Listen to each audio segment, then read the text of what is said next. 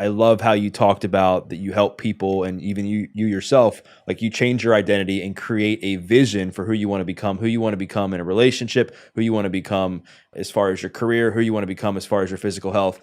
But I think that one of the things that I think has to be done, and I'm sure that you do this, is you have to like reestablish like love with yourself and really do a lot of deep inner work so that these relationships, even things like fitness and money, don't become like another god like porn was, for some of these men.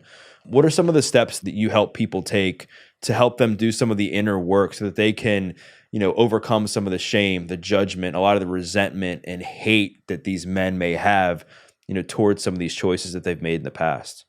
Well, number one is provide a safe place and community for these men to have real, raw, honest conversations. A lot of these men, this is the first time that they've been around other men. They're going to accept them for who they are. They don't need to put out a front, right? They don't need to project themselves to be better than they are because we're all collectively here for the same thing. So a lot of that guilt and shame removal is done just through the act of having real, open, raw conversations. Now, I'm a coach. I'm a coach by nature. It's literally on the back of my shirt. You can see it, right? So it says Coach Frank. That is the identity that I hold, is I am a coach. So I'm going to coach and challenge these people. So I wouldn't use self-love. That's not my language. I think there's self-care. But I think what these guys are ultimately needing and seeking is more confidence and belief in themselves, because most of the men that are struggling with pornography addiction have tried to quit before.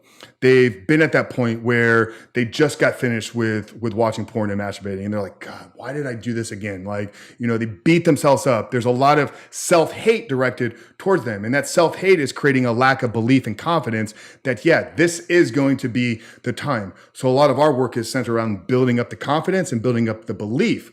But belief and confidence in yourself is built and kept by keeping the promises you make to yourself. So we take it very simple, like stop hitting snooze.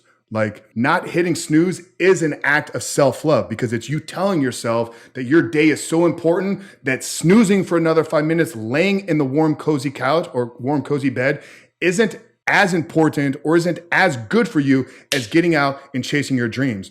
And when you begin to set an alarm and then wake up every day at the time of that alarm, that begins to build self-confidence, right? Because it's keeping the promises you make to yourself. Then make your bed. It's like, hey, we're actually going to take 2 minutes of our day to create a nice, warming environment for us to return to after the end of the day, right? So it's these little daily habits. It's getting into a gratitude practice. It's spending some time every evening.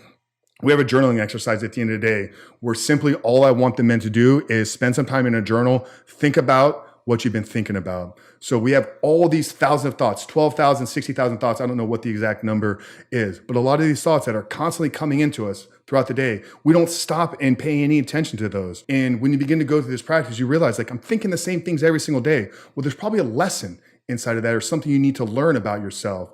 So a big one for us is our evening journaling exercise. But I think quitting porn in and of itself is a great act of self-care and self-love, especially if you've been battling with it or you've been recognizing it, that it is a problem. Just the act of beginning to work towards it is you subconsciously telling yourself, hey, you actually care about the outcome of your life and you're willing to work through these things. So I think a lot of these things happen by taking action.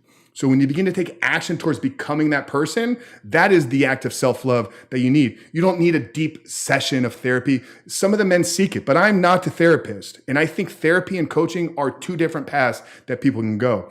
I will support guys if they're seeking therapy, if there is massive trauma in their life, if there's massive healing that needs to take place. But a problem I do see, Doug, though, is too many people try to live in guilt or try to live in the trauma from their past. Oh, this happened to me when I was 6 years old. So this is the reason I'm living today, living the way that I am today.